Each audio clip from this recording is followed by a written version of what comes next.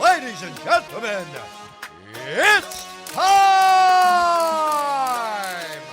Brought to you by Ringside, the best in boxing. It's the Zapata Brand Boxing Podcast. Introducing first, fighting out of the Zapata Brand Studio in Berwick, Pennsylvania. He is an expert in boxing and bagels, George Zapata! Bruce Buffer was kind enough to do my intro for a year, and now he joins me here on the Zapata Brand Podcast. Bruce, how are you? I'm great, George. Thanks for having me on. I appreciate it. And the intro sounds good. I don't know who that guy is, but the graphics and all, nice job. No, well, I know we only have a couple minutes, Bruce. You're heading to the World Series of Poker, $50,000 entrance. Where is poker a big thing for you?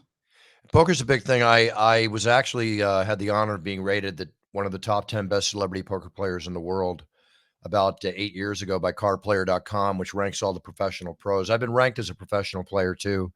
I've done well in World Series of Poker tournaments and many other tournaments. I'm a cash game player too. I play live on the Hustler cash game, the high stakes cash games they show on YouTube. But this is a big one. This is the high roller entry. It's a 3-day event. It's $50,000 to enter. Jeez. Last year, the first place was over $1.5 million. Have you ever finished in the top three, top four? Oh, I've won tournaments. You've won them. I've never won a World Series of Poker ring. Okay. But I played the main event against 8,500 people one time, and I lasted till day 5. I went out at like 468th or so, give or take. And my pocket ace is on the button. If you understand poker, you peel back aces, it's all great and gravy. You think you're going to have the winning hand, but the guy flopped 4 8s on me and played it slow, and I lost over $500,000 in chips. I won a bunch of money because I went deep in the tournament. Then 2 weeks later, I went to the Hustler Casino and I played another tournament against 1,500 people, their Grand Prix, and I got first place and won the trophy in that one. Well, you definitely have a career after ring announcing, but most people know you for being the ring announcer. And real quickly, I want to get into that before I get into your business side. Your ring announcing. Why did you start that as opposed to? Because I know you train, but why that then opposed to actually competing? Well, I mean, when I first got into UFC, I mean, I was in my 30s. I was 37 years old. Mm-hmm. And I've been a martial artist since I was 12. The honor of, holding 3 black belts, and I kickboxed heavily for 10 or 12 years. I've always done well in business, right? Mm-hmm. And I was making, good money, living as I do now, luckily so and humbly so. I've always been good at running businesses and everything else. When I met my long lost half brother, who I never grew up with, the great Michael Buffer, legendary greatest announcer of all time. We all know Michael. Let's get ready to rumble. Oh, I've met Michael a bunch of times. Yeah. I met him when I was 28. And 4 years later, I gave up all my businesses. I quit, sold 2 companies with the money I had in the bank. I mean, I was making incredible money, but I was burned out. I just didn't enjoy going to work. And I have to do what I'm passionate about. And I had this great idea about trademarking the phrase properly and those famous 5 words of era, let's get ready to rumble, and partnering up with my brother and managing his career and all that. And that's where my concentration was. I was training for a fight to have one pro fight when I was basically about 31 or 32. And I was concussed a couple times during training. And I just wanted to do one pro fight to say, hey, I did one fight. Right. And I never did it because the doctor said, are you making money at this? And I said, no, I make plenty of money doing what I do otherwise. He goes, then stop. He goes, oh, really? The headaches, the slurred speech, everything you're experiencing now from the concussion, you're going to possibly have a problem in your 40s if you keep this up. So time to stop. He said, still train and all. And, I'm always ready to protect myself if I have to. But the bottom line is that, you just can't go out and spar every week when you're getting that kind of notice from your doctor. No, and especially then if you wanted to keep your faculties like you have now. And that's the most important thing I look at. You've been so successful doing this. It's almost like I admire you. I'm in business now, and I've been in business for 27 years. Obviously not on the level you've been at. We all have our levels, okay? Yeah. Success is success. No one's better than the next guy. I don't pretend to be better than anybody else. Just don't try to announce me or hit me, okay? That's all I'm saying. Well, yeah, but you know what? You carry it so well. Tell me, you wear the best suits, you got the best tan, you got the best hairdo, and how you carry it's something that you aspire to be. And I really aspire to be in the business levels up a little bit higher if I could. But when you did it, when you were going in business, and I'm transcending into business here a little bit more, um, did you ever have any doubts going in, or were you 100% in? This is what I'm doing. No, it's like a poker hand. When you push all your chips in, you're all in. Hmm. So if I always tell everybody, and I've done motivational speeches and teaching branding and marketing to, to businesses and people going into business and in my past, which I always love doing, but I can only do so many things. There's only 24 hours in a day. But when I do that, I always tell them, listen, if you can find what you're passionate about and you can monetize it, then you're not going to work. You're living a lifestyle. You're waking up and living a lifestyle by design. And I wish everybody could work and earn money from what they're truly passionate about, because then you truly enjoy it every day on a daily basis. And then when times get tough and you get knocked down to the canvas, like Rocky said, you get up and you move forward and you punch harder than ever because you're passionate about it. That Hmm. will keep you moving. But you got to know, like in a good poker game or whatever, or even in a fight, whatever, when it's time to pick up your chips and find another table, right? Okay. You got to make sure you set your goals, write them down, of course, so they will not come true. I promise you. Um, and go for what you believe in, but set realistic goals for yourself. Don't Okay. say, "Oh, I want to make $1 million." Well, have you made 100,000 a year yet? 50? Make 50, then you can make 100. Make 100, then 200 is possible, and so on and so on and so forth. Set realistic goals for yourself, but go after what you're passionate about. And one thing I would tell you is that if you're going into a business, um, find 3 businesses that are similar to yours, or doing selling the same product or doing the same thing, right? Okay. Business is very simple. Keep it simple. You don't have to reinvent the wheel. But look at those 3 companies and try to analyze everything they do in their success formula to get them to where they're at. Hmm. Then don't copy, but take the principles, juxtapose them together to create your own style and go for it, right? It's Right. like an announcing. If you're gonna be an announcer, you don't want to copy the great Michael Buffer, and I see a lot of people, which is an honor, and it's a compliment, that try to copy me and the way I roar, or Hmm. move or dress or whatever. And I guess that's really cool. Maybe I created something new for people to go after, but create your own style. Don't go, let's get ready to. Don't go, it's time to. I see announcers going, it's time to do this and that. Get your own thing. Be Yeah. recognized for your own thing. You don't want to be. Now, I never wanted to be Michael Buffer. I love my brother; he's incredible. But I didn't want to be my Frank Sinatra Jr. I told myself when I got into this, within 3 years, if I didn't create my own style, while I'm obviously managing my brother, right. then it's not for me. I would have quit. I really would have. Now, and that's let me go back a little bit here to the business, because I'm getting this is great. I'm learning from someone who obviously you have the connection to some of the smartest people in the world, the Dana Whites, the Fertitas of the world, so you can get some of there. But are there 3 or 4 books, or even 2 books that you've read? Because I think leaders are readers. Are there a couple of books or a couple of points or people that have pointed you in the right direction to be as successful as you are? There's a lot of good books out there. Tony Robbins is really good at his book. Zig Ziglar wrote a book back in the 50s or the 60s, which has one great line in it. You need 10 no's before you get a yes. Go out there and get your no's, and a yes will come. And I'm going to be totally honest with you. I've never read a motivational book. I've written motivational books. Okay, Oh, that, because I started my first company, and I'm not saying that's the way to go. I started my first company when I was 19, right? I was out of college. Excuse me, I was in college. I saw a job card board. I wrote about this in my biography. I wrote this about 10 years ago. So it's time. And I write about all this. It's actually will answer the questions that you're asking me to a large extent. mhm. And when I went into college, on the job card board, it said earn $250 to $450 a week. Now, this is back in 1975, 76. $250 to $450 a week, which is probably equivalent to 1,000 to 2,000 a week today, Mm. give or take. Uh, Selling over the telephone, right? Right. So I went in and I got into telemarketing, selling office supplies in a legal way. There's a lot of illegal telemarketing operations out there. Um, and I became the top salesman. I became the sales manager. And then I realized they're driving their Ferraris and their Porsches. And I'm the one that's making all the sales with the sales crew. So I went out and started my own company. Right. And, Mhm. being the inexperienced guy I was, and wound up getting sued by them for $1 million, and which I didn't have.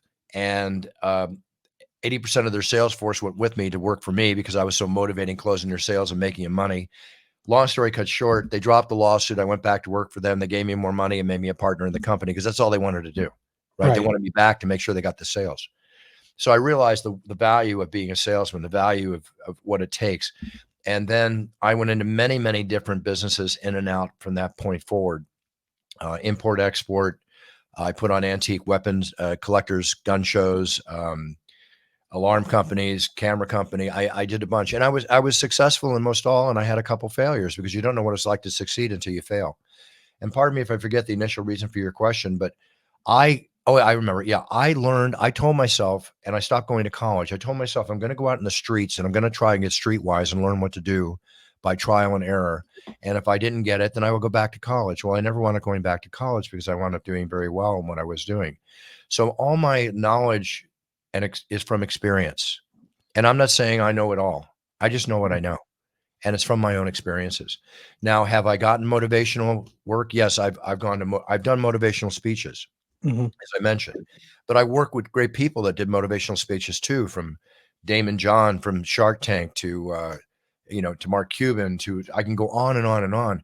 So listening to these individuals and working with them also taught me a lot, which is possibly the equivalent of reading a book. So let's just say that yes, I did gather knowledge from a lot of people, but like I said earlier, I observed that knowledge, I observed what I saw, and I put it into my own style and put it to work, whether I Wow. whether I want or not. So long answer to a short question. I might not have read the whole book, but I've certainly met the people and learned from them. Well, you've essentially lived the book. I mean, like you, 19, I opened my business here. I had a heavy bag in a car, came out here, bought a building, put a bagel shop in it, and 27 years later, I'm still here. I love So, it. Love that story. Love that story. again, I've done what you've done to live that, and I know we only got a couple more minutes left. I just want to real quickly, Take your time. That's okay. Go ahead. ring announcing, sales. Which do you prefer? Which you look like you're having the time of your life when you're announcing. But you're a salesman. I could tell you can sell anything. Well, thank you for your kind words. I appreciate it. Obviously, I love announcing. I mean, the moment that I don't enjoy what I do or put the passion and everything I have, in that octagon to bring these great female and male warriors to the highest level beyond the level they're at walking in the octagon, whether they're in fear or not, because I can see the fear. I can see everything in their eyes. I've learned that over the 28 plus years that I've been doing this. It's amazing when you see some of the greatest fighters come up and you see something in their eye and they lose that night. you know? I don't know if that rings a bell, but I think you Yeah. understand what I'm talking Yep. about. Yep. Um, they deserve every ounce of everything I have.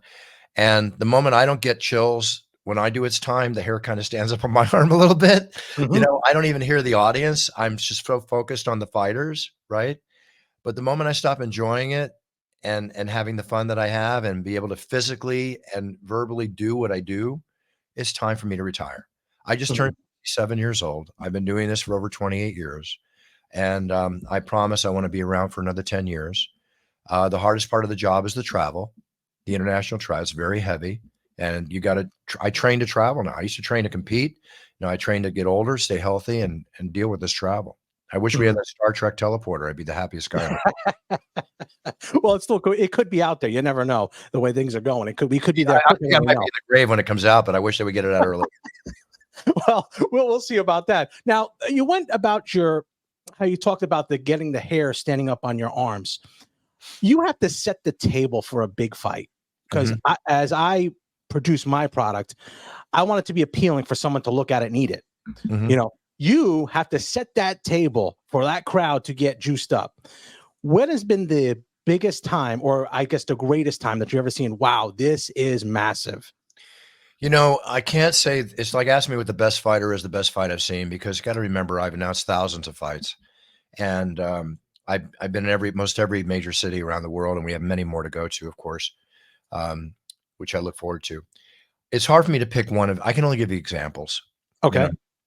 in early 2003 or so, when we went back to Brazil after there was uh, after they allowed mixed martial arts to come back in because it was banned for a number of years after a shooting or something took place at one of the events. Okay. And I remember we went back there and I just started doing It's Time a few years before. I did not do that right away. I was never phrase driven. I didn't, I want it to me, it's not what I say, it's how I say it. and it's the shorter the amount of words I say. Some people say I'm long-winded. If you look at it, I'm one of the shorter announcers out there as Mhm, far as time. mhm. It's get out there, punch them. Obviously, I got to say the sponsors and stuff at times. Give them the punch, let them going. But I remember when I was in Brazil, I remember I said I don't hear the crowd because I'm so focused on the fighters and what I'm doing. But I got out of the octagon and Stitch Duran, the famous cut man, who's a great guy and a buddy. He said, "Buff, did you hear that?" I go, "What?" He goes, "They all said it's time with you." What? Really? And these are Portuguese speaking people. And the whole audience erupted. And then all of a sudden it started taking off in every city I started going to. And now I notice and all the events are so exciting for me on the basis of what you're saying because I'm so honored that when I'm doing now and I actually can hear them when I go, this is the moment you've all been waiting for. They're saying it. This is the main event. They're saying it. It's like, and then it's time and they erupt on it. Wow. I I had tears in my eyes. It's just so humbling to me to be able to have that effect and that they're enjoying it so much. My job is the show is not about me Mhm. by any standards. I don't institute the fist bump. The fighters institute the fist bump. If I get in their space or in their face, it's just the way it works. I don't know what I'm going to do till I do it. Right. But if that's the kind of reaction I'm getting, then I guess I'm doing my job well. And it's a tremendous compliment. And it really makes me happy. Well, Right. you're definitely you definitely set the table, as I always say it, because I tell there's a guy who does the promotions here for the shows. I tell him you got to set the table. You can't go cheap on the ring announcing That's because my it's gonna job, but set again, the it's table. not about me, it's about the fighters, and it's about Yep. the fans watching. I do everything for the fans. I love the fans in MMA, they're incredible. And lastly, I want to ask you about an upcoming event here, Connor versus Chandler. Kind of 303 UFC. It's kind of a little bit up in the air right now. I'm not going to ask you for a prediction. What I'm asking you for is, have you ever what is the difference when a Conor McGregor, a Canelo Alvarez comes to Vegas? What is the difference as far as atmosphere? There's such a thing as the it factor, okay? And fighters, every few years, a fighter comes along that has the it factor, right? Whether it's a Paddy Pimblett, who's got potential it factor, right? I can go to a few others that are up and coming, but Connor has the it factor. And when he walks in, the energy before, during, and after the event is unique unto itself, right? Look at this. They've sold over $20 million in tickets, the highest amount of ticket sales ever. Why? Not because it's just a great event with a lot of great fights. Connor has a lot to do with that. Mhm. Connor comes in and does Roadhouse, becomes the most watched movie on Amazon. Reported the highest paid first time actor ever in history. I mean, he sets all these benchmarks for himself. So there's a unique energy and a unique quality to it. And it's very hard to explain what it's like when you're in the octagon. The only way you can possibly experience or feel what I feel is to be there beside me. You know, I wish I could have a little GoPro on my shoulder here so you could see everything I see when I'm doing what I do. It's it's it's not just about the money for me, George. It's the experience. Mhm. And in my career, I've seen a lot of it factors, whether it's being at the NBA finals when Michael Jordan was sick, throwing up before the game against the Utah Jazz in game 5 and scored about 6 points in the first half, you know, and then and the scores over 40 in the second half. And I'm there with Michael, who I, as his manager, got him to announce the game. And then I'm on the floor celebrating with all of them. It's not about the money. It's about the experience. You go in and you announce Conor McGregor or, you know, the Habib Nurmagomedov fight with Conor McGregor, and you're there to experience that. It's not about the money, it's about the experience. Right. Another example coming up is the Sphere on September 14th. That's gonna be Oof. unbelievable. It's just that's what keeps me going too. You know, it's every moment I've seen the greatest event, another one happens soon thereafter. Every time I think I've seen the greatest fight, it becomes one of the greatest fights because another one happens. You know, Right. it's just the beauty of the UFC. Well, to say that you have the it factor would be an understatement. You're someone I've watched for a long time. You and including your brother. Your brother, I knew him through the boxing world. He's announced a couple of my fighters, but always been a tremendous fan for them, for him and for you. The Buffers are just legendary in the ring announcing business. And you're just a great marketer. Great marketer. I love it. It's tremendous. It's why I talk business with you. And I was sitting there thinking, hey, I got to talk about a little bit about the fighting. And you do have a book. It's time. Go to brucebuffer.com and get that. So I mean, that would be a big selling point. Yeah, you can get the book. Thank you so much again for your kind words, George. I really appreciate it. The book is available on Amazon and eBay. You can find, you know, it's out of print, so you can get a used copy for $5 if you want. But it was, you know, I got a 5-star rating for the New York Times. I'm very proud about the book. I talk about a lot more than just the UFC. I definitely go into the fights that happen outside the octagon you're not aware of, but there's a lot of stuff in that book that's about personal growth and my family relationship, which is a big reason I am where I'm at, because I had wonderful parents. I lost my Yeah. mother right before Christmas. She was my best friend. Called her before and after every show. Amazing woman. She passed away at 95. I lost my dad in 2008, but they're both with me every single day as my guardians and my angels, you know. And in Now, business, love you, mom, love you, dad. In business, uh, again, I do what I'm passionate about, and I'll tell you three things that I'm really happy about. First off, my cologne, it's time cologne. Okay, this is now it's coming in all the stores. It's going to be in 40 countries around the world, but it has been the #1 and top seller on Amazon in the United States for almost a year now. And this is a great Father's Day gift for fathers. Salesman, see? you're good, man. You are good. But it's good, and take it from Uncle Bruce, women love it, right? Your wife will love it, your girlfriend will love it, and they wanna wear it too. It's got that great scent to it. Yeah. Then I got my Puncher's Chance bourbon, which is I have 5 versions about now, the 12-year, the 14-year. I have a single barrel version called the Undisputed. This is called the top 5 best sipping bourbon in America right now by the critics. I've won about 20 gold and silver medal and platinum awards, gold and platinum awards, excuse me. Silver second place, gold and platinum. And I'm very proud about that. I kept a lot, and this is the big one coming out. I have one of the healthiest Oh, energy drinks that you'll ever drink without a crash. tremendous. It's got vitamins, minerals, amino acids, everything in it, no sugar. I've been working on this for 2 years. It's coming out in the United States in the next 30 to 60 days. Right. Tremendous. So this is big. And you'll see a lot of toiletries and stuff, but that's what, again, I enjoy. Again, I'm a brand builder. So when you work from a base, which is the Octagon, you build your brand and create things. And that's why I created a company called millions.co. I don't know if you ever saw it. I have not. It's not millions.com, it's millions.co, but UFC and boxing fans and all sports fans can go there, where major athletes have their own merchandise. They'll do videos for you. You can go watch parties, like the Shevchenko sisters are members there. They have watch parties. You can watch the UFCs with them, interact with them. Other fighters like Henry Cejudo, even retired NFLers, players like Joe Montana. I can go on and on and on. So, if you want to check it out and go through it, just look at millions.co. Okay, that's the thing I'm going to do. That's it. No, but see, here's the thing also, Bruce. You have credibility for all that. You're in great shape, so the energy drink works. It works for you. It's not like you're promoting something.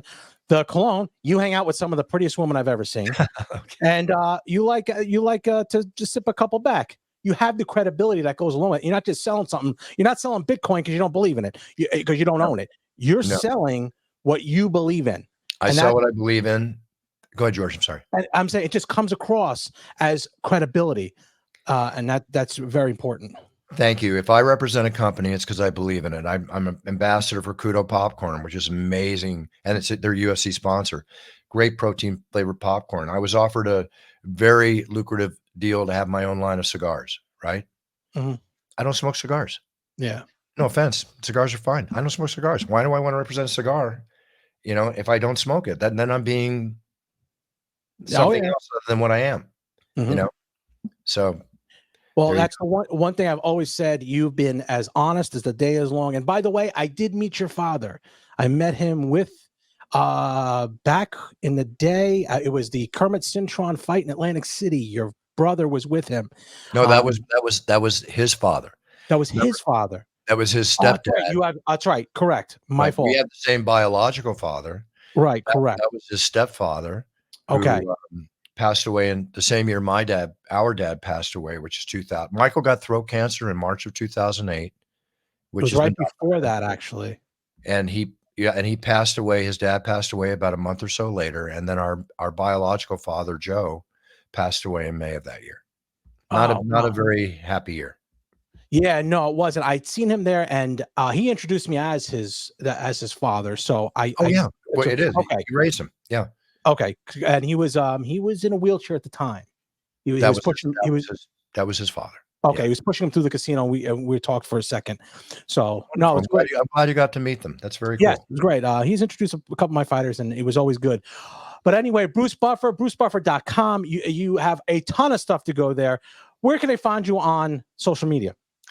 Social media, you can find me Instagram, Bruce Buffer UFC, Twitter @BruceBuffer, and I'm one of the top 10% of filming on Cameo. I do Cameo videos, which I do a lot for Father. I've been doing a lot of Father's Day videos this week.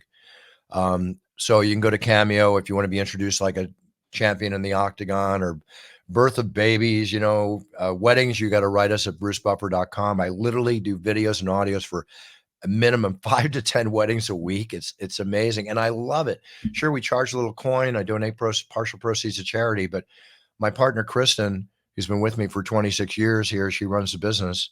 She interacts with the customers, and I gotta be honest with you, George, I get tears in my eyes at some of the thank you notes I get, that I'm part of somebody's special day, or I made you feel like a champion. Whether you're getting paid for it or not, you still got to pay it forward. And let me tell you, I've dealt with Kristen. She's an absolute professional. She got the intro to our program together. I was going to do the wedding one, okay? But here's the thing. The internet lasts forever. Weddings in my life tend to not last too long. So I'll wait on that one before you do that. We'll stick with the podcast intro first. Then I'll do the wedding one. Very cool. Very cool. All right, buddy. Anyway, thank you a million for stopping in and blessing us with your knowledge and business and a little bit of fighting. But Bruce Buffer, brucebuffer.com. Thanks for joining us. Thank you very much, George. I appreciate it. And thank you for all your kind words. I really appreciate it. I stay very humble. I wake up every day. I got UFC on my chest. I'm a happy guy. But every night I walk out, like when I walk out in Saudi Arabia next week, it's my first night. I have to prove to you, the fans out there, the powers that be, Dana White, and my family and myself, that I deserve this job. So every night's like my first night. And the moment it's not like my first night and I can't keep that passion, I'm going to retire. Well, stick around for as long as you can, buddy. We enjoy having you. I'll be here, buddy. Don't worry. Thank you, my man. All right, take care. Thank you so much. Thanks for watching the Zapata Brand Podcast. Please subscribe to the podcast and listen where all podcasts are available.